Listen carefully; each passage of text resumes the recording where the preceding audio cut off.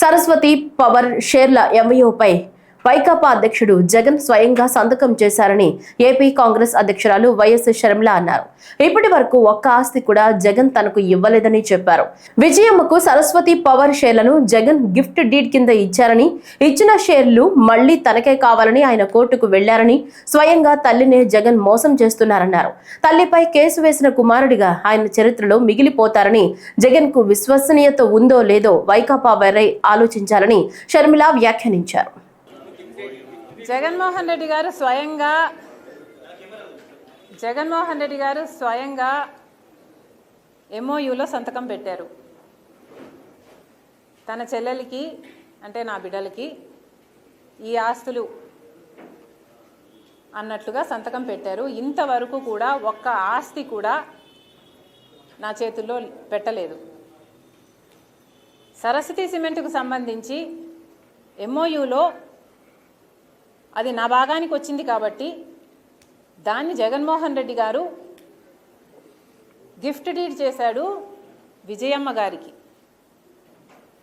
నాకు కాదు.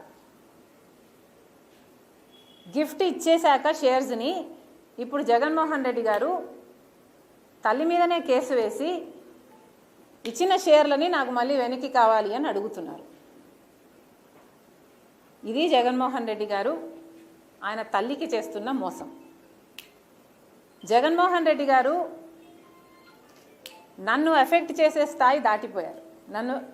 Jagan Reddy does not affect me anymore. నాకు ఆస్తులు ఇస్తాడా ఇవ్వడా అన్నది ఐ డోంట్ కేర్. కాకపోతే జగన్మోహన్ రెడ్డి గారు తల్లి మీద కేసు వేసిన వాడిగా మిగిలిపోతాడు. నా బిడ్డలకి, సొంత మేనల్లుడికి, సొంత మేనకోడలికి ద్రోహం చేసి వాళ్ళ ఆస్తులు లాక్కున్నవాడిగా మిగిలిపోతాడు.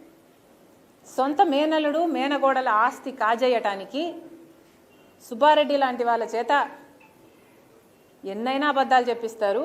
సాయిరెడ్డి లాంటి వాళ్ళ చేత కూర్చోబెట్టుకొని ట్యూషన్ ఇచ్చి డిక్టేట్ చేసి మరీ ఎన్నైనా అబద్ధాలు చెప్పిస్తారు. ఇక జగన్ రెడ్డికి క్రెడిబిలిటీ ఉందో లేదో వైసీపీ వాళ్ళ ఆలోచన.